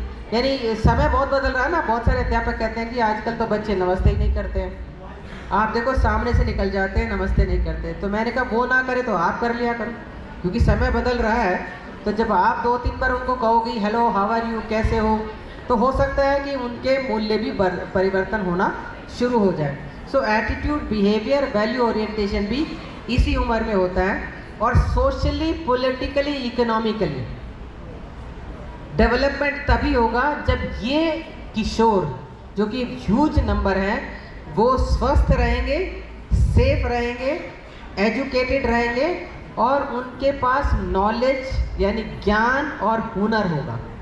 यानी हमारा ट्रेडिशनल, इसलिए तो कह रहे हैं ना कि इंडिजिनस नॉलेज भी होनी चाहिए। जैसे उन्होंने कहा कि एरोप्लेन कहाँ से बना, एरोप्लेन की बात आप देखो रामायण में बात करते हैं ना, पुष्पक विमान, तो इसका मतलब कुछ ना कुछ चीज़ तो एग्जिस्ट करती थी कि नहीं करती थी। तो वो जो इंडिजिनस नॉलेज है उसके बारे में भी हमें ज्ञान होने की बहुत ज़्यादा आवश्यकता है। और इसलिए हेल्थ एंड वेलबींग प्रायोरिटी है पॉलिसी मेकर्स की। अगर आप NEP पढ़ें या NCF पढ़ें, जो भी NCF पढ़ें, आप देखेंगे नंबर ऑफ प्लेसेस एडोलेसेंट की, बच्चों की सेहत की और बच्चों की जो है वेलबींग की बात की गई है। तो इसलिए इस पर फोकस करने की ज़रूरत है। इस उम्र में गुस्सा बहुत आता है। तो डॉक्टर पांडे ने जब प्रेजेंट किया, उन्होंने इमोशनल इंटेलिजेंस की बात कर रही थी। गुस्सा बहुत आता है, तो सबसे ज़्यादा जो इस समय, क्योंकि एनर्जी बहुत है, रोड रेस, रोड एक्सीडेंट में डेथ्स होती है अर्बन एरिया में। रूरल एरिया में सेल्फ हार्म, अपने आप को बहुत जल्दी सेल्फ हार्म, मतलब दोष देना शुरू कर देते कि मेरा रिस्पॉन्सिबिलिटी है, मुझे क्या करना जी करके, कुछ होना तो है नहीं है, कुछ लाइफ में रखा नहीं है, बहुत जल्दी फ्रस्ट्रेटेड हो जाते हैं। तो सेल्फ हार्म बहुत अधिक होता है इस उम्र में, तो उस पर भी बातचीत करने की ज़रूरत है। ये कुछ चीज़ें हैं कि हमें इस पर क्यों बात करें, क्योंकि 14% adolescent suffer from mental health disorder. अभी तक हम मेंटल हेल्थ की बात नहीं करते थे, क्योंकि अरे तुम मेंटल हो, क्या मतलब उसका, पागल है ना। मेंटल को हम क्या कहते थे, पागल है। तो मेंटल हेल्थ डिसऑर्डर, जो कि पहले हम उसकी चर्चा नहीं करते थे, हम सिर्फ फिजिकल डिजीज़ की बात करते थे, लेकिन अब समय आ गया है कि मेंटल हेल्थ इश्यूज़ की बात करना भी ज़रूरी है। ऐसा नहीं है कि ट्राइबल बेल्ट में मेंटल हेल्थ इश्यूज़ नहीं है। आपके यहीं कुछ स्टडीज़ हुई हैं, which I will like to make present, मतलब डेटा आपके सामने प्रेजेंट करूँगी। 1 student every hour is committing suicide, क्योंकि ना टीचर के पास समय है, आपके पास जैसे यहाँ तो थोड़ा लिमिटेड है कि 50 की सीट होगी, लेकिन जब आप टीचर बनेंगे तो आपके स्कूल में, आपकी क्लास में बहुत सारे बच्चे होंगे, आपको पता नहीं कौन सा बच्चा क्या कर रहा है। तो अगर हम बच्चों को आइडेंटिफाई कर सके, क्योंकि teacher is the first level counsellor, अध्यापक जो है वो प्रथम काउंसलर है। हमें बहुत सारे 99% बच्चों की जो मेंटल हेल्थ इश्यूज़ हैं वो इस तरीके के इश्यूज़ हैं जिनको कि टीचर सॉल्व कर सकता है। वो तब सॉल्व कर सकता है अगर वो बच्चों पर ध्यान दे। कुछ बच्चे बिल्कुल गुमसम हैं, बात नहीं करते हैं, क्लास में ध्यान नहीं देते हैं, दोस्तों के साथ भी बात नहीं करते हैं, और वो बस आकर के बैठ गए पीछे और किसी से बात नहीं। इसका मतलब है कि उन बच्चों के साथ कुछ ना कुछ इश्यूज़ हैं। तो ऐसे समय में अध्यापक का बहुत अधिक रोल होता है कि वो बच्चों से बातचीत कर सके, आते जाते हालचाल पूछ सके, पॉजिटिव रिमार्क्स कहते हैं कुछ गाइडिंग प्रिंसिपल्स हैं कि बच्चों की स्ट्रेंथ बेस्ड स्ट्रैटेजी पर फोकस करना चाहिए। आप भी देखिए, अगर आपके जो अध्यापक हैं वो कहते हैं कि आप कैसे हैं, तुम्हें बोलने की तमीज़ नहीं है, तुम्हें खड़े होने की तमीज़ नहीं है, तुम्हें विश करने की तमीज़ नहीं है, तो कैसा लगेगा? आप शायद हो सकता है सामने ना गए, पीछे से कहेंगे क्या अपने आप को समझती है, हमेशा ही टोकती रहती है ना। लेकिन अगर कोई ऐसी अध्यापिका है या अध्यापक है, वो कहेगा अरे वाह, आज तो आप बड़े स्मार्ट लग रहे हैं, आज तो आप बड़े कॉन्फिडेंट लग रहे हैं, आज तो बड़ा स्माइलिंग फेस आपका लग रहा है, बड़ी अच्छी लग रहे हैं, लग रहा है, तो कॉन्फिडेंस हाई हो जाता है। इसलिए ज़रूरी है कि own people and own culture. This word, the tribe itself, is very new for us because India or Bharat, who has a very ancient and strong heritage of our own culture, tradition, language and other things which itself is our identity and gives us pride too. Last 200-300 centuries we got few new terms where this tribe also included, but our own word, which comes from Sanskrit root Nara, and in our society we accept the people as Nararupi Narayana. So sometime when we, as a student of tribal studies, as a student of folklore studies, as a student of cultural studies, it strikes in my mind that why should we consider someone as tribe? We all are human beings, we all are Bharatiya, we have our own identity. From my own experience, when I was working at the University of Silpakorn at Thailand, then I found that most of the culture of Thailand is similar with Northeast India. And if we go to south, if we go to Sri Lanka side, we find that our neighboring countries' culture is similar to southern neighboring countries is similar to southern part of our country, and similar things to north also. So that is why when we take it as we consider a particular group of people, then always gives lots of questions to our own mind. So that is why now it is a high time to rethink about the word tribe. And when we consider this voice of the people, again this is very pertinent question, why people are raising their voice? Because they like themselves, that is why they are thinking about their future and taking it seriously, and that is why they are raising the voice. But the present government led by our Honorable Prime Minister Narendra Modi ji, with his visionary leadership, he has given a target to all of us that 2047 is a year. By that year, we have to reach our own destination, and we have to make our civilization, our country as Vishwaguru. So that is why we always have to think about our own culture, tradition, heritage, and as well as identity. That is why in today's context, this seminar is very relevant. Now, if we see about our Indian knowledge system, which is very important and where we get everything about our past, about our present, and again, if we think about our future, then the solution is there in our Indian knowledge system. So that is why Indian knowledge system is in today's context very important, and where we may get our bread and butter easily. Nowadays, most of our youth are thinking, they are very serious about their future. But if we can think about our past, and if we think or inculcate our tradition, then that our future is in our hand. Because our students are nowadays a good entrepreneur. The knowledge of our own traditional knowledge make our each student as entrepreneur to serve the family, to serve the society, and at the same time they can be a job giver, not job seeker. I am coming to another dimension about our folklore heritage. The word folklore, which has come from West, which was coined by William John Thoms.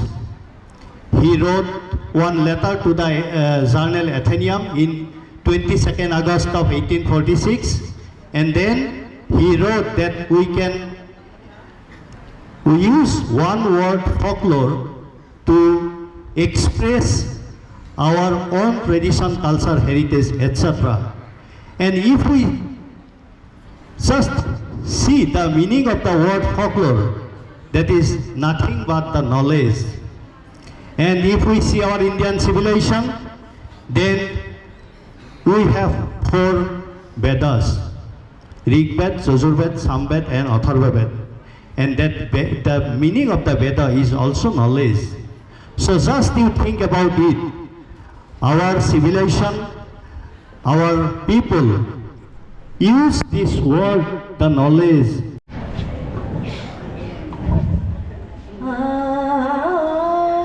Vakratunda महाकाय सूर्यकोटि समप्रभा निर्विघ्नं कुरु मे देव सर्वकार्येषु सर्वदा शुभं कुरुतं कल्याणं आरोग्यं धनसम्पदा शत्रुबुद्धि विनाशाय।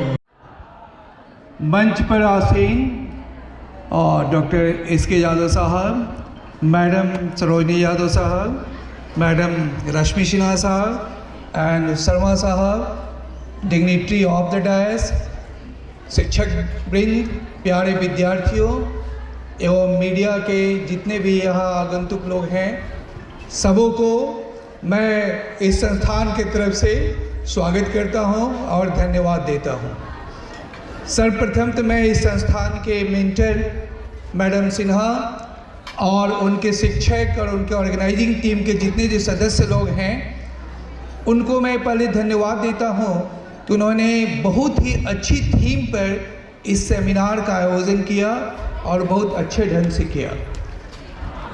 विकसित झारखंड, विकसित भारत, झारखंड में झारखंड टेक्निकल यूनिवर्सिटी भी स्टार्ट किया था जब प्रधानमंत्री ने इसे लॉन्च किया।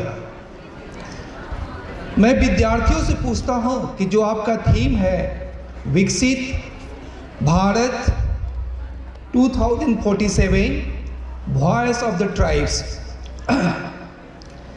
विद्यार्थियों के लिए एक बहुत बड़ा एक चैलेंजेज है कि 2047 में हम लोग भारत को कैसे विकसित बनाएं। एकेडमिक इंस्टीट्यूशन का सबसे बड़ा रोल रहता है। किसी भी डेवलप्ड कंट्री का आप देखेंगे सक्सेस स्टोरी, तो इनोवेशन कहाँ से स्टार्ट होता है। देखिए, विकसित वर्ड जो है, फर्स्ट टर्म जो है वो है इकोनॉमिक डेवलपमेंट। इकोनॉमिक डेवलपमेंट का सिंपल जो आपका मैथमेटिकल इक्वेशन है वो है कि export is greater than import. Export कैसे बढ़ेगा?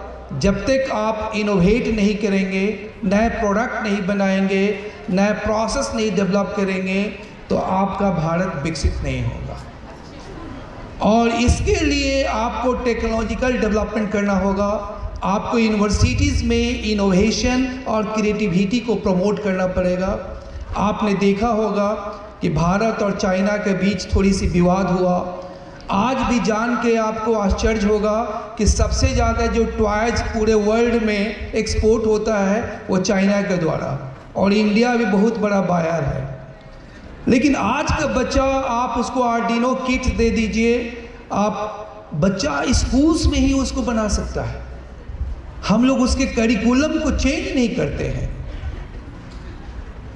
यादव सर हैं और मैडम भी हैं, बताएंगे कि अभी एनसीईआरटी ने डिसीजन लिया कि प्रत्येक साल करिकुलम को बदलना है। हमारे देश में एक्सपीरियंशियल लर्निंग को प्रमोट करना होगा। यूएस में स्कूलिंग सिस्टम में आया, आप सारे लोग, ज़्यादा लोग बीएड के, मैडम से मैंने पूछा बीएड के विद्यार्थी लोग ज़्यादा है। तो देखिए, टीचिंग को मैं जो कहता हूँ कि वो साइंस और आर्ट दोनों है। आपके पास बहुत अच्छा कंटेंट हो सकता है, डिलीवरी आप कैसे करते हैं, लेकिन कंटेंट कैसा होना चाहिए। तो नेशनल साइंस फाउंडेशन यूएस का आप देखेंगे रिपोर्ट, उन लोगों ने क्या किया कि हायर स्कूल सिस्टम में स्टेम इंट्रोड्यूस किया, science, technology, engineering and mathematics. और साइंस की जो पढ़ाई है वो लोगों ने टॉप टू डाउन अप्रोच किया। टीचिंग में आप मैडम जो है प्रिंसिपल मैडम आपकी डीपीएस की भी प्रिंसिपल रही हैं, तो उनके पास तो अच्छा अनुभव है। पहले का जो टीचिंग था वो आपका था बॉटम टू टॉप, पहले थ्योरी पढ़ाइए तब ले जाइए उनको एक्सपेरिमेंट के लिए। अब हायर जो आप कहेंगे स्कूल्स में, आप टॉप टू डाउन ले आइए। बच्चों को ड्रोन बनाने के लिए दीजिए, बच्चों को रोबोट्स दीजिए, बच्चों को आर्डिनो किट्स दीजिए। आप देखेंगे एंड्रॉयड का ट्रेनिंग कराइए। बच्चों में क्यूरियोसिटी है। 21वीं शताब्दी का जो विद्यार्थी है और हम लोग जो विद्यार्थी, दोनों में बहुत का अंतर है। 21वीं शताब्दी का जो विद्यार्थी है कट कॉपी पेस्ट वाला विद्यार्थी है। They want some excitement, they want some creativity, they don't believe what you are saying unless and they are not doing themselves. तो उनको आप वो मौका दीजिए। मैडम प्रोफेसर रश्मि सिन्हा से भी मैं रिक्वेस्ट करता हूँ कि you are the first generation of women entrepreneur in this part of this country. मैं इनको बहुत पहले से जानता हूँ। ये एक प्रोफेसर भी रही हैं बहुत अच्छे कॉलेज को, लेकिन ये डेयर की बहुत सारे महिलाएं हैं, मैं उनको बताना चाहता हूँ। इनका मैंने संघर्ष भी देखा है, बट आई सैल्यूट यू कि आप एंटरप्रेन्योर वो होता है जो डेयरिंग होता है, जो करेजियस होता है। जैक मा का नाम कितने लोगों ने सुना? अली बाबा जो सबसे बड़ा एंटरप्रेन्योर है, इंडस्ट्रियलिस्ट है चाइना का, जैक मा, वो भी एक टीचर था। कहा कि मैं इसलिए अच्छा बिजनेस कर पाता हूँ कि मैं एक शिक्षक रहा हूँ, और शिक्षक सबसे ज़्यादा कस्टमर के सेंटिमेंट को जानता है। एंटरप्रेन्योर का डिफिनीशन जैक मा से पूछा गया तो उसने कहा कि बंदर को डॉलर दे दो और केला दे दो, तो पहले क्या लेगा वो? केला। क्योंकि वो जानता नहीं है डॉलर का वैल्यू। उस डॉलर में एक नहीं बहुत सारे 2 डजन बनाना कोई खरीद सकता है। उसी तरह से इंडियन एजुकेशन सिस्टम में आप कहिए कि 100 आदमी में से 5 को एंटरप्रेन्योर बनना है और 95 को जॉब लेना है। ये 100 ऑप्शंस दिए, 100 में से देना है कि 95 पीपल कैन ज्वाइन जॉब्स और 5 एंटरप्रेन्योर्स। कितने लोग ज्वाइन करेंगे? 95 लोग आसानी से कहेगा कि नहीं, हमको आसान वाला रास्ता दे दो, हमको जॉब लेने दो। 5 पीपल विल डेयर, क्योंकि वो जानता नहीं है आपके पास क्रिएटिव थिंकिंग है। आप देखेंगे वो 5 इयर्स में जो आप 40 इयर्स में करेंगे वो लोग कर लेता है। क्योंकि दोनों में अंतर क्या है कि जॉब सबसे सिंपल रास्ता है आसानी से ज़िंदगी जीने का, बट एंटरप्रेन्योरशिप में क्या है आपका कि आपको डेयरिंग होना पड़ेगा, क्रिएटिव होना पड़ेगा, इनोवेटिव होना पड़ेगा। तो हमारे जो प्रधानमंत्री जी का जो ड्रीम है वो हम सब का ड्रीम है कि भारत डेवलप कैसे होगा, झारखंड डेवलप कैसे होगा। 2047 में उसको डेवलप होना है, ठीक है। तो एक तो है, मैंने बताया सिंपल रूल कि एक्सपोर्ट को बढ़ाना पड़ेगा, इकोनॉमिक डेवलपमेंट, और इंडिया आगे बढ़ रहा है। आपने इंडिया 5th इकोनॉमी से 3rd इकोनॉमी की तरफ आगे बढ़ रहा है। आप यूएस में जाकर देखोगे, अमॉन्ग द इमिग्रेंट्स जो नंबर ऑफ यूनिकॉर्न उसे कहते हैं जो 1000 करोड़ से ऊपर का कंपनी है, अभी सबसे ज़्यादा इंडियंस का है। तो अभी का जो भारत है वो आपका भारत है। हम लोग तो अब टीचर बन गए, अब 60 में इनोवेशन नहीं होता है। जैक मा से पूछा गया तो बोला कि देखो जो भी इनोवेशन होता है वो 30 to 40 के बीच में होता है। 30 इयर्स तक खूब पढ़ो और 30 to 40 इयर्स के बीच में किसी बॉस के पीछे भागो, उसका झोला उठा लो, देखो कि ये सफल आदमी है, ये इनोवेटिव है, ये क्रिएटिव है, आप उसके पीछे पड़ जाओ। You do experiment. फेल्योर, देखिए failure is nothing like A final failure, it is experiment that does not work. हम लोग क्या करते हैं जो पेरेंट्स, मैडम भी है, प्रिंसिपल मैडम, हम लोग डिस्करेज करते हैं। आज भी इंडियन एजुकेशन सिस्टम में आप देखेंगे, किसी लैब में चले जाइए, बच्चा इसलिए डरता है कि कहीं बीकर टूट नहीं जाए, हमको दंड देना पड़ जाएगा, सर गुस्सा आ जाएंगे, मार्क्स कट मत जाए, ठीक है ना। इसको हमको प्रमोट करना पड़ेगा, इंडस्ट्री के साथ कोलैबोरेट करना पड़ेगा। मैडम रश्मि सिन्हा जी से मेरा रिक्वेस्ट है कि आप बहुत इनोवेटिव हैं, डेयरिंग हैं, आप इंडस्ट्री के साथ कोलैबोरेट कीजिए। कुछ प्रोग्राम को आप लाइए अपने कैंपस में जो इंडस्ट्री के साथ हो, ठीक है। वो CSR में पकड़िए आप, CSR में बहुत सारा ऑप्शंस है। जैसे एक एग्जांपल मैं दे रहा हूँ, बिहार गवर्नमेंट ने क्या किया कि ICCI वाले को पकड़ा, ICCI को कहा कि मुझे पैसा मत दो, मुझे स्किल में ये करो, मदद करो। तो उन लोगों ने क्या किया, इलेक्ट्रीशियन का कोर्स हुआ, प्लम्बिंग का कोर्स हुआ, वैसे CSR वाले को अपने कैंपस में खुलवाइए। आपको डबल एडवांटेज होगा कि आपके बच्चे स्किलिंग आपका होगा, बाहर अगल बगल वाले को भी आप भी मदद कर रहे हैं उनको। सेकेंड, उसको क्या है, उसको सपोर्ट ये मिल गया कि आप स्पेस दे दिए।